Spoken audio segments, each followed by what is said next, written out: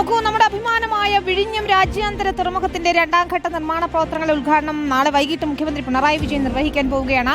അദാനി ഗ്രൂപ്പിനെ പ്രതിനിധീകരിച്ച് ഗൗതം അദാനിയോ കരൺ അദാനിയോ പങ്കെടുക്കും. തുറമുഖത്തെയും ദേശീയപാതയെയും ബന്ധിപ്പിച്ച് അദാനി ഗ്രൂപ്പ് പൂർത്തീകരിച്ച താൽക്കാലിക അപ്രോച്ച് റോഡിന്റെ ഉദ്ഘാടനവും നടക്കും. 15,000 കോടിയോളം രൂപയുടെ വികസനമാണ് അടുത്ത ഘട്ടങ്ങളിൽ വിഴിഞ്ഞത്ത് നടപ്പാക്കുന്നത്. ലോക നാവിക ഭൂപടത്തിൽ ഇന്ത്യയുടെ മുഖമായി മാറിയിരിക്കുകയാണ് അക്ഷരാർത്ഥത്തിൽ വിഴിഞ്ഞം രാജ്യാന്തര തുറമുഖം.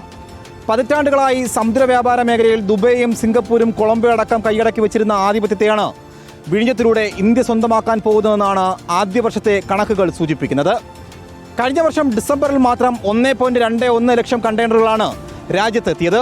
ഇതോടെ തെക്ക് പടിഞ്ഞാറൻ മേഖലയിൽ ഏറ്റവും അധികം കണ്ടെയ്നറുകൾ കൈകാര്യം ചെയ്യുന്നതിൻ്റെ റെക്കോർഡും 1 വയസ്സ് മാത്രം പ്രായമുള്ള വിഴിഞ്ഞത്തിന്റെ പേരിലായി മാറിയിരിക്കുകയാണ്.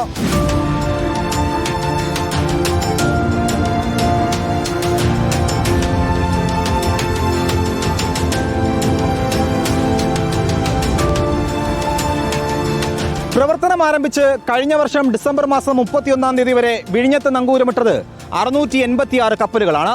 ഇതിൽ തന്നെ 51 ലോകത്തിലെ ഏറ്റവും വലിയ ചരക്ക് കപ്പൽ ഗണത്തിൽപ്പെട്ട അൾട്രാ ലാർജ് വെസലുകളാണ്. ഇമിഗ്രേഷൻ ചെക്ക് പോസ്റ്റിന് അനുമതി ലഭിച്ചതോടെ വിദേശ ചരക്ക് കപ്പലിൽ നിന്ന് ക്രൂ ചേഞ്ച് കൂടിയാണ് സാധ്യമായിരിക്കുന്നത്.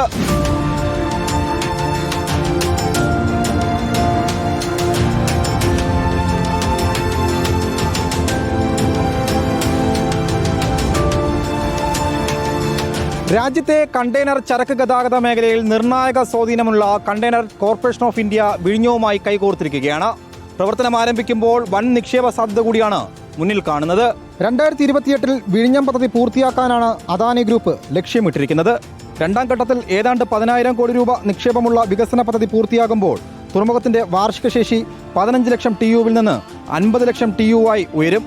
ബെർത്ത് നിലവിലുള്ള 800 മീറ്ററിൽ നിന്ന് 2000 മീറ്ററായി വികസിപ്പിക്കും. ബ്രേക്ക് വാട്ടർ 3 കിലോമീറ്ററിൽ നിന്ന് 4 കിലോമീറ്ററായി വികസിപ്പിക്കും. ഇതിനു പുറമെ railway yard, multipurpose berth, liquid terminal, tank farm അടക്കം രണ്ടാം ഘട്ട നിർമ്മാണത്തിൽ ഉൾപ്പെടുത്തിയിട്ടുണ്ട്.